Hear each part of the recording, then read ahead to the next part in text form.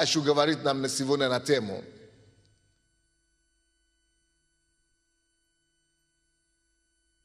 Там, где вы оказались сегодня, не тема такая, мысль такая, короче, я тему потом придумаем, как назвать потом.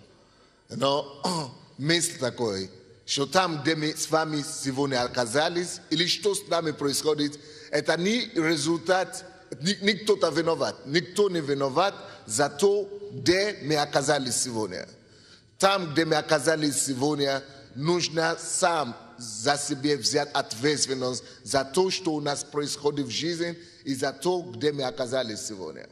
То есть никто не виноват. Нельзя обвинить кого-то в том, где, в том, если мы сами приняли решение что-то делать. Короче, на английском такая фраза. Если кто-то может мне помочь его, на русском правильно сказать. Never complain about what you permitted. Ваше сегодняшнее положение – это ваша ответственность. Но это не перевод того, что я сказал. Но то, что я сказал, кто-нибудь может это переводить. Never complain about what you permitted in your life. Если ты принял решение что-то делать, если ты чего-то допустил в своей жизни, если ты это допустил, то не жалуйся, да? Или как ты сказал? Не жалуйся о том, что ты допускаешь в своей жизни. Как?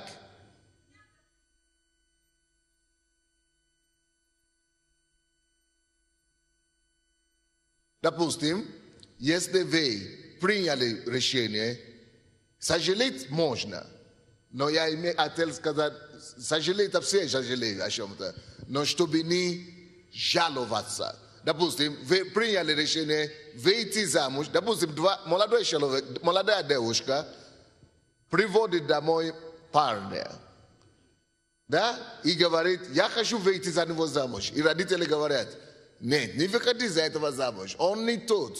Мы родители понимаем, не надо. А она говорит, нет, я выйду. Хорошо, ты вышла замуж, так? А потом через 2 года приходит домой и говорит, папа, зачем я вышла, вот что случилось, почему у меня такая жизнь, мне не повезло и так далее. Что тогда скажут родители? Как?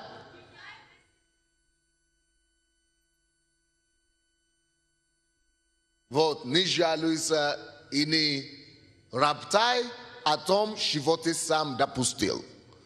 Родители не виноваты, друзья не виноваты, не роптай, не жалуйся, раз ты сам допустил эту ситуацию. Поняли, да? Вот это в этом смысле я хочу говорить с вами. Такая тема. Пускай каждый напишет как может. В этом году будет много, и следующий год тоже, что с нами получится и что с нами случится, это наша с вами ответственность. Давайте не будем роптать, не будем жаловаться, мы берем ответственность. Это наша ответственность, что будет у нас в следующем году и чего не будет. Доктор Ларри Андерсон сейчас сказал, кто из вас в бизнесе встали определенное количество. А потом он задал другой вопрос. Кто хочет быть в бизнесе, тот встал, но остались сидя. Если люди, которые сейчас стали, он говорит, я хочу за вас помолиться, кто хочет заниматься бизнесом. А это обозначает, кто хочет обогатиться, кто хочет стать богатым. Люди стали, он помолился за них. Я верю, что Бог уже услышал эту молитву. И они состоятся. Но те, которые не стали, из-за вас не помолились, никого не обвиняйте. Не ропщите и не жалуйтесь, если Бог вдруг вас не начнет благословлять. Понятно то, что я пытаюсь говорить? То есть вы сами приняли решение, спросили, задали вам вопрос, вы сами приняли решение, и если Бог начнет кого-то благословлять, и вы думаете, вас Бог не благословит, не думаете, а почему я не благословил? Вы сами приняли свое решение. То есть все, что с нами происходит, это всего лишь результат, спешите себе, tek решение, которое мы принимали вчера. Наше вчерашнее решение определяют состояние, в котором мы находимся сегодня. Но больше, чем решение, что еще определяет того, что мы будем иметь завтра, что у нас будет послезавтра, что с нами будет происходить завтра и послезавтра, зависит от тех ценностей, Лерри Эндерсон опять говорил, тех ценностей, которые мы решили внедрять в своей жизни сегодня. Те ценности, которые мы будем внедрять в своей жизни, определят состояние нашей жизни, нашего благополучия завтра. Если, допустим, я сегодня принимаю решение, что я буду трудиться, я буду поститься, я буду молиться, тогда я вправе ждать чудеса на завтра. Поймите, братья и сестры, следующий год будет годом для нас, Бог мне сказал, годом прорыва. Но, слушайте, но прорыв не будет автоматически. Это то, что Лерри говорит. То, что вы ходите в церковь, и вы это услышали, то, что вы приходили сегодня, или то, что вы будете на помазание 8 число, или то, что вы будете на 31-ю ночь, когда мы будем молиться за помазание, за всех нас, это еще не значит, что следующий год принесет вам прорыв. Не гарантированно. Но следующий год принесет прорыв только тем, которые сегодня примут решение начинать внедрять определенные ценности, определенные принципы процветания, принципы работы, принципы усердия, принципы, допустим, прилежности, принципы трудолюбия, принципы, какие-то, допустим, молитвы, поста. Если вы будете это уже принимать и применять сейчас, так у вас будет это прорыв в следующем году.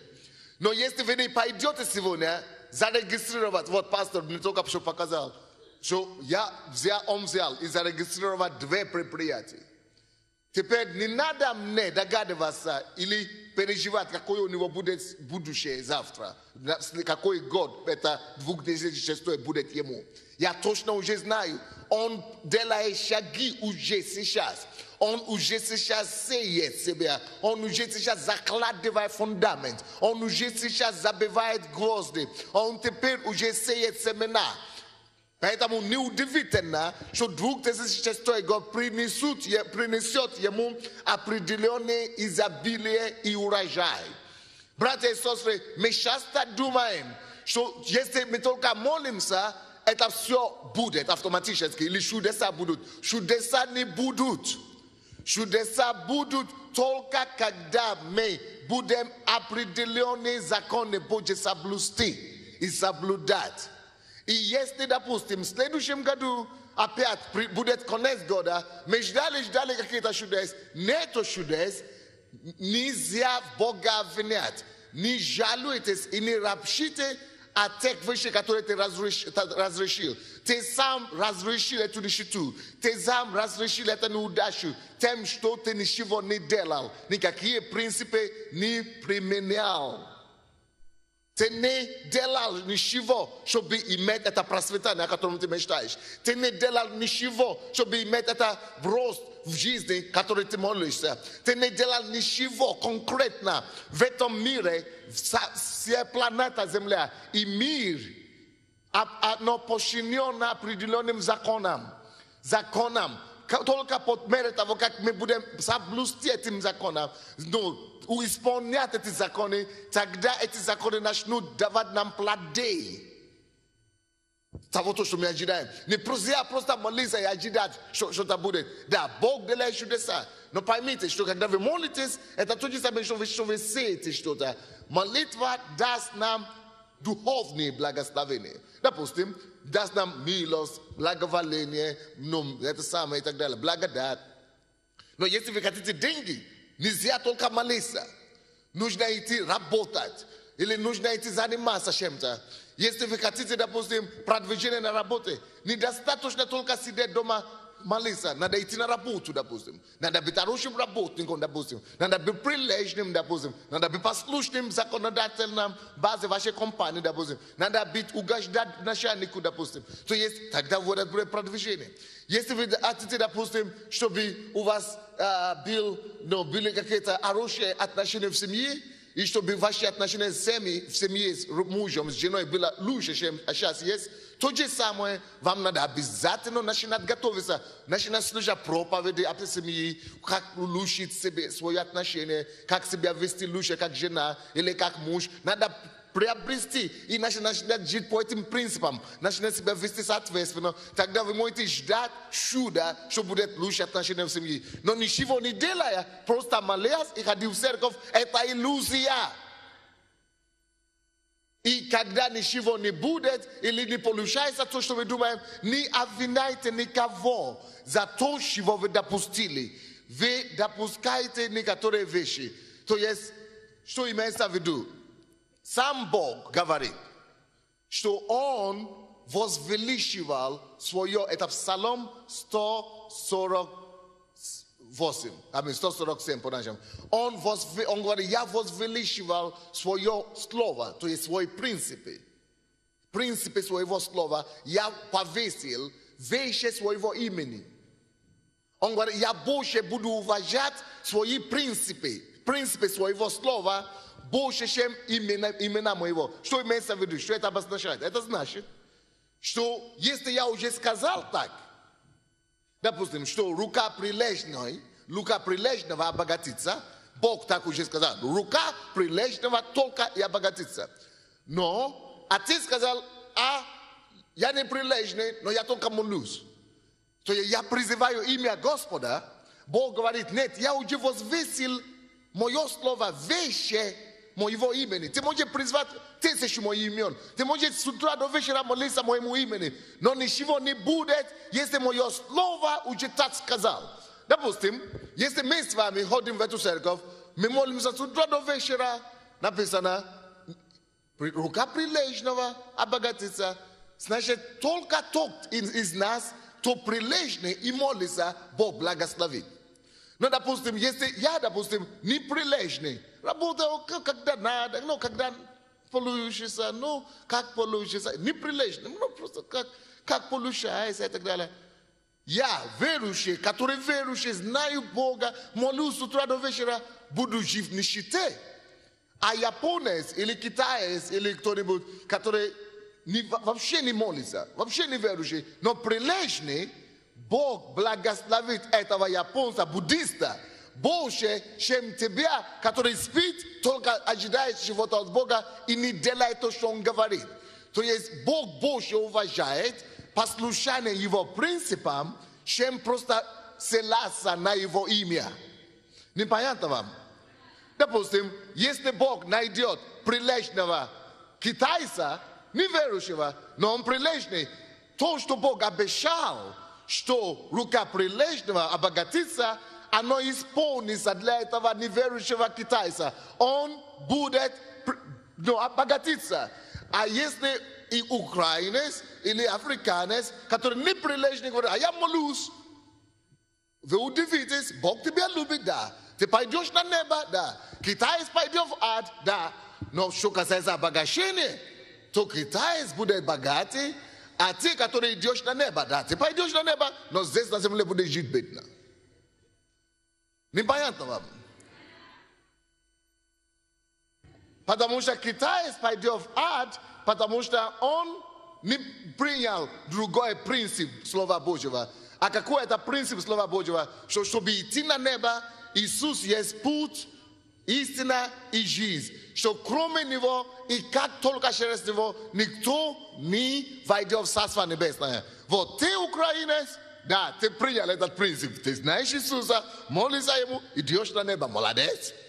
Но если Бог говорит, а чтобы жить хорошо на земле, и чтобы рука обогатилась, надо обязательно быть прилежным. А ты говоришь, не обязательно, я зато прилежный в молитве.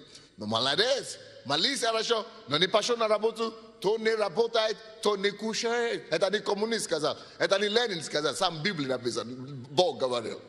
То есть, принципы I także во все остальных сферах жизни, если мы хотим лучше жить, 2006 год, сделай что-нибудь. Что ты сегодня делаешь? Мне не надо быть пророком. Я знаю, что тебя ждет завтра. Чем ты занимаешься уже сейчас, я знаю, какой тебя принесет удачу или неудачу 2006 год. Кто из нас хочет войти в 2006 год? Кто хочет дожить туда? Молодец, опустите руку, я вижу. Все хотят. Никто не хочет умереть до 2006 года. Я так понимаю, да? Правильно, хорошо. Теперь, честно скажите, кто знает четко, что ему принесет 2006 год? Кто знает четко? Потому что я вас вызову сюда. Не скажешь мне позор еще. Кто знает четко, что 2006 год принесет ему? Все. Вижу руку. Кто-то говорит, благословение это ерунда, это абстракция. Четко. В 2006 году я вижу, я не хочу для всех говорить, но скажу так, я вижу то, что мне Бог открыл, это будет начало того. И я сегодня это семя уже посадил. И я знаю, что это будет. Ну, финансы, или в семье, или где-то, или на работе, в обществе. В семье я уже счастливый человек. Вопрос финансов. Да, финансы. В семье Бог уже для меня. Допустим, буду состоятельный человек. Да. На каком основе? Это начало, следующий год это начало финансового подъема. Есть основания для этого? Есть для этого основания. Чем занимаемся? Я занимаюсь недвижимостью, я в следующем году буду аккредитовывать школу риэлторов. А что вы уже сделали для этого? Для этого я уже в этом году провел курсы для тех, кто хочет работать в недвижимости. Я увидел ошибки, недостатки. И с января месяца, да, я зарегистрировал 2 предприятия. Я являюсь директором агентства недвижимости. И плюс я имею откровение научить людей зарабатывать деньги. Вот теперь мне не надо молиться, чтобы знать, будет этот год хорошим для него или нет. Я уже знаю. Потому что он сегодня делает. Никого не обвините за то, что решение, которое вы не приняли. Если вы не приняли решение, не обвините никого, если ничего не будет. Если чтобы что-то было, нам надо принять решение.